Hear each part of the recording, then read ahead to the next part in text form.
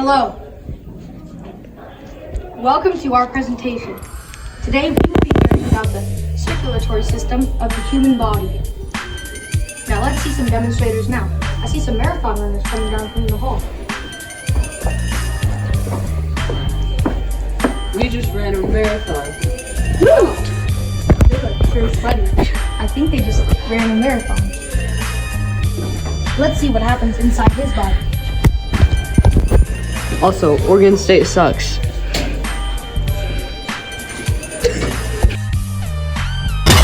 Oh wait, we still need like 15 more minutes.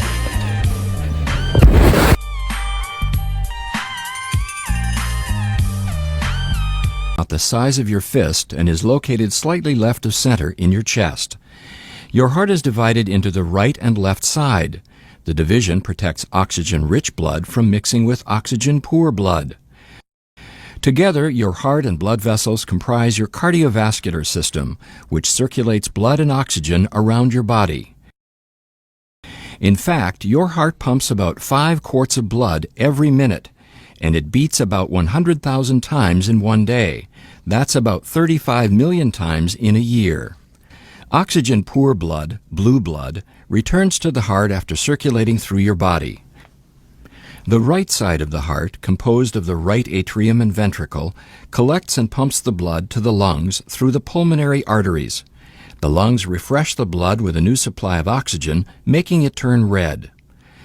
Oxygen-rich blood, red blood, then enters the left side of the heart, composed of the left atrium and ventricle, and is pumped through the aorta to the body to supply tissues with oxygen.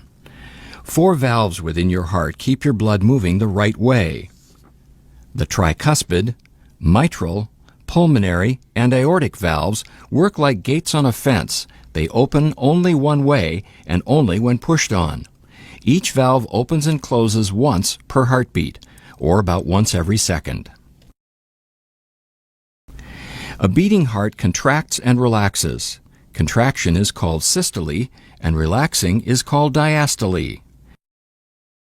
During systole, your ventricles contract, forcing blood into the vessels going to your lungs and body, much like ketchup being forced out of a squeeze bottle.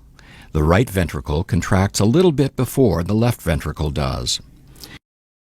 Your ventricles then relax during diastole and are filled with blood coming from the upper chambers, the left and right atria. Then the cycle starts over again.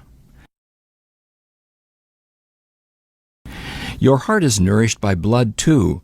Blood vessels called coronary arteries extend over the surface of your heart and branch into smaller capillaries. Here you can see just the network of blood vessels that feed your heart with oxygen-rich blood. Your heart also has electrical wiring, which keeps it beating. Electrical impulses begin high in the right atrium and travel through specialized pathways to the ventricles, delivering the signal to pump. The conduction system keeps your heart beating in a coordinated and normal rhythm, which in turn keeps blood circulating. Now that you've just seen that on a person that has just run a marathon, now let's look at it with a person that has been calm.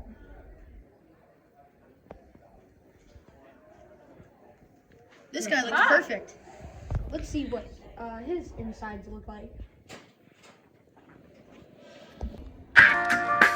As you previously saw in the other video of how the circulatory system works, imagine that just sped up 2 times. All the blood flowing extremely quickly.